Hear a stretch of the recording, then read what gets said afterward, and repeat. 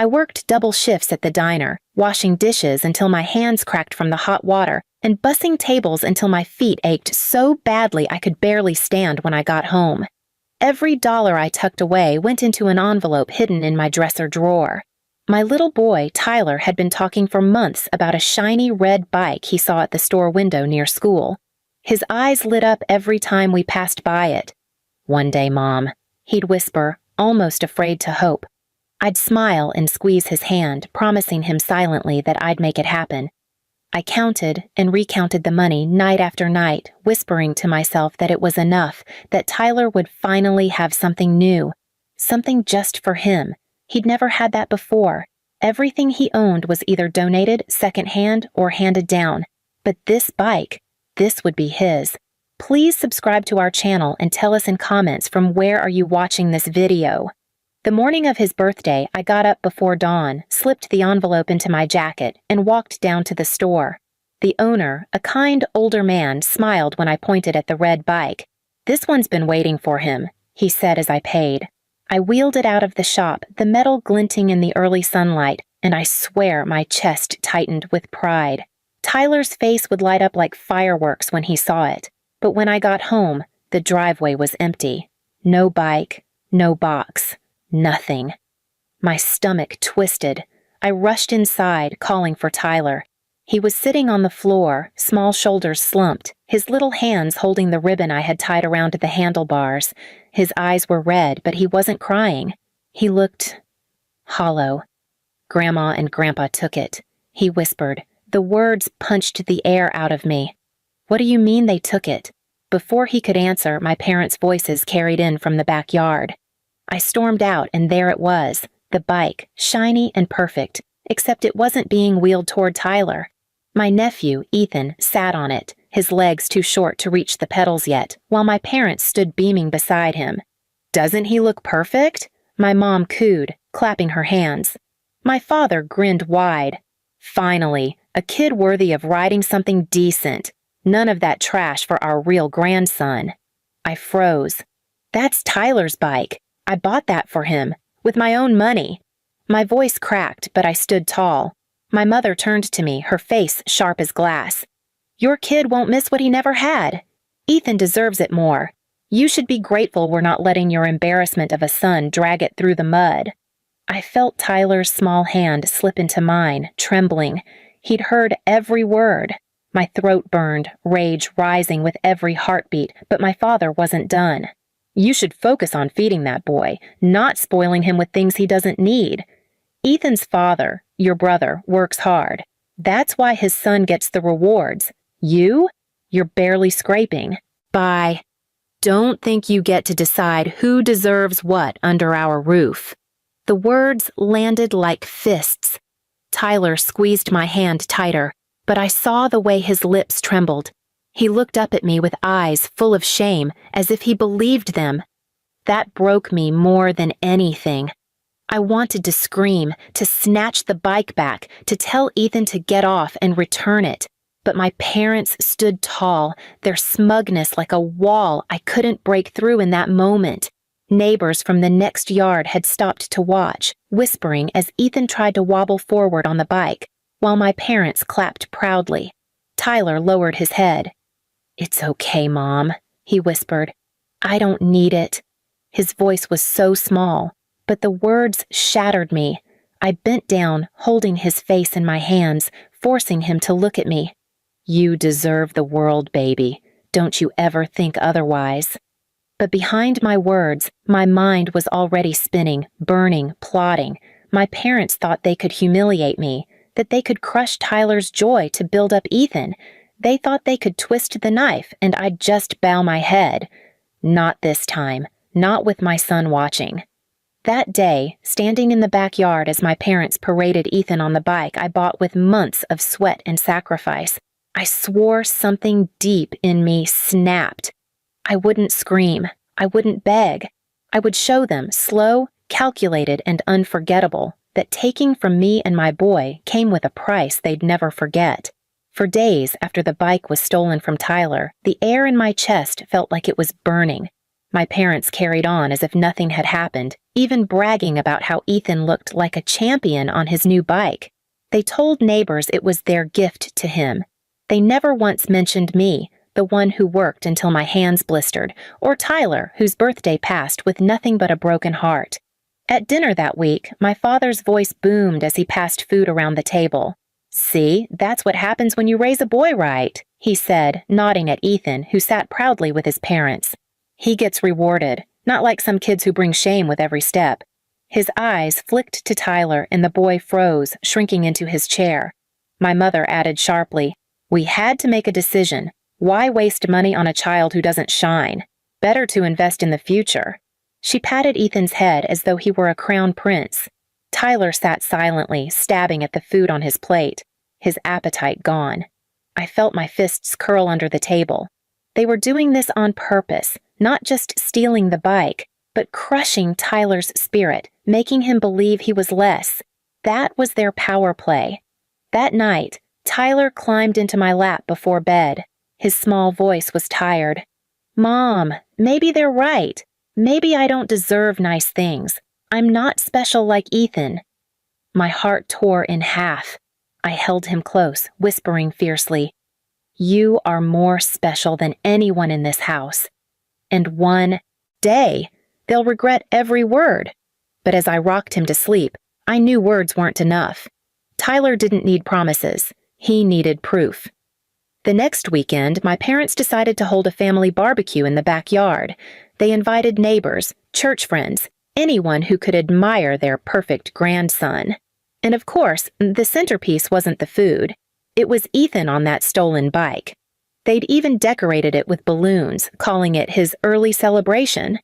I stood in the corner with Tyler, watching as my parents paraded Ethan up and down the driveway, people clapping like seals. My father's smug voice echoed across the yard. "This is what success looks like. A grandson who carries our name with pride, not like—" He didn't even finish. Everyone knew who he meant. The humiliation was choking.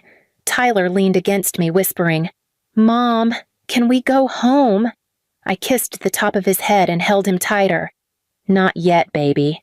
My eyes didn't leave my parents.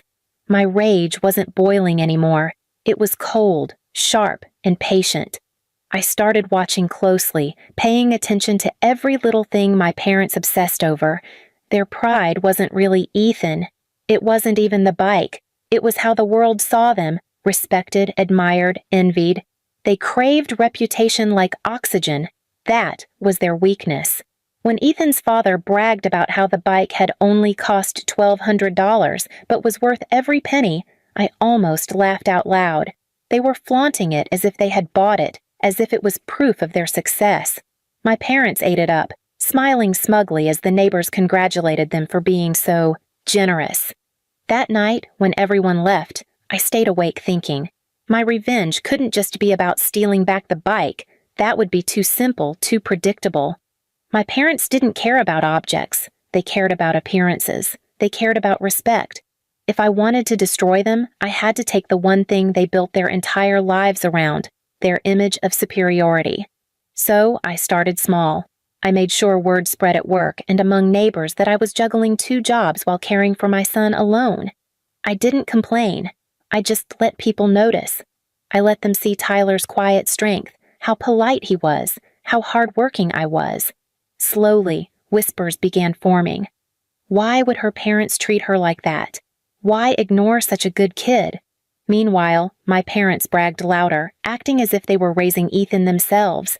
They made him ride that bike up and down the block every evening, waving like royalty. Tyler would glance at it sometimes, but his face hardened more each day. My boy was learning, faster than I expected, how cruel the world could be. One night, as I tucked him in, he asked me softly, "Do you think they'll ever love me like they love Ethan?" My throat burned, but I steadied my voice. "No, and that's why we don't need them. We'll build our own way." And that was when the plan came to me. If their pride was Ethan and that bike, then that was exactly where I would strike.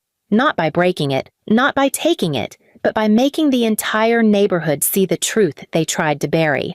I waited, patient, watching. My parents thought I was beaten, silent. They thought Tyler's shame had crushed us, but all it had done was sharpen me, because the next time they paraded that bike in front of everyone, I wasn't going to stand in the corner anymore. I was going to make sure every smug smile was ripped off their faces, and this time they wouldn't just lose a bike, they'd lose everything they thought made them powerful.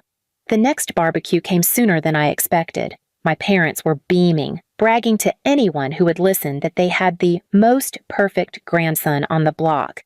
Once again, Ethan rolled out on the red bike, balloons tied to the handlebars, as if it were some trophy. My father's booming laugh echoed, my mother's smug smile cut through me, and neighbors gathered around like it was a parade. But this time, I didn't stand in the shadows. I walked right into the crowd, Tyler by my side, his little hand clutching mine. The whispers rose immediately. People had noticed us last time, and they were waiting to see if we'd break. Instead, I stood tall. "Nice bike," one of the neighbors said to my father. "Must have cost a fortune." My dad puffed his chest. $1,200, worth every cent. He smirked at me, daring me to speak. And I did. "That's funny," I said loud enough for everyone to hear, "because I bought it, with the money I saved from working 2 jobs. The yard went silent. My mother snapped her head toward me, her face pale. "Don't make a scene," she hissed. But it was too late. People were staring at me, then at Ethan, then back at the bike. I reached into my bag and pulled out the store receipt, folded neatly, with my name on it. This was Tyler's birthday gift, but my parents decided to steal it and give it to Ethan instead, because apparently my son doesn't deserve what I work for. Gasps rippled through the crowd. Ethan froze on the bike, looking confused while his parents sputtered. My father tried to laugh it off, but his voice cracked. "She's lying. I cut him off, shoving the receipt into a neighbor's hand. "Check it yourself. I paid every cent," while they sat on their recliners. The neighbor read it aloud. The truth was undeniable, and that's when Tyler spoke, his voice small but steady. "It was supposed to be mine. Mom worked so hard." His eyes were wet, but his voice didn't break. The crowd shifted. I saw judgment in their eyes, not for me, but for my parents. Whispers of "disgusting," "cruel," "how could they?" filled the air. My mother's smug smile collapsed into a tremble. My father's face turned red with fury, but there was no saving them. I stepped forward, my voice low and sharp. "You wanted everyone to think you were generous, but all they see now are thieves who humiliated their own grandson. You wanted pride? All you'll have is shame." My father tried to snatch the bike back, but no one moved to help him. In fact, one of the neighbors stepped forward and pulled Ethan gently off the seat, returning the bike to me. "This belongs where it was meant to be," he said firmly. I wheeled it over to Tyler, kneeling in front of him. "Happy birthday, baby." His face lit up, brighter than fireworks, and for the first time in weeks, I saw joy wash over him. He climbed onto the bike, wobbly at first, but steadying with each push of his small legs. The crowd clapped. Not for Ethan, not for my parents, but for Tyler. My parents stood frozen, humiliated, the power they'd built over years crumbling in minutes. Their reputations, their image of superiority. It was gone, shredded in front of the very people they needed to impress. And I didn't have to lift a finger to humiliate them. They did it to themselves the moment they tried to steal what was never theirs. As Tyler pedaled down the street, his laughter echoing like music, I glanced back at my parents. Their faces were pale, their pride destroyed, and for the first time, they looked small. That was the day I stopped being silent. That was the day Tyler learned he was worth fighting for. And that was the day my parents realized they couldn't take from me without losing everything they loved most, their power, their pride, their place in this community. Please subscribe to our channel and tell us in comments from where are you watching this video.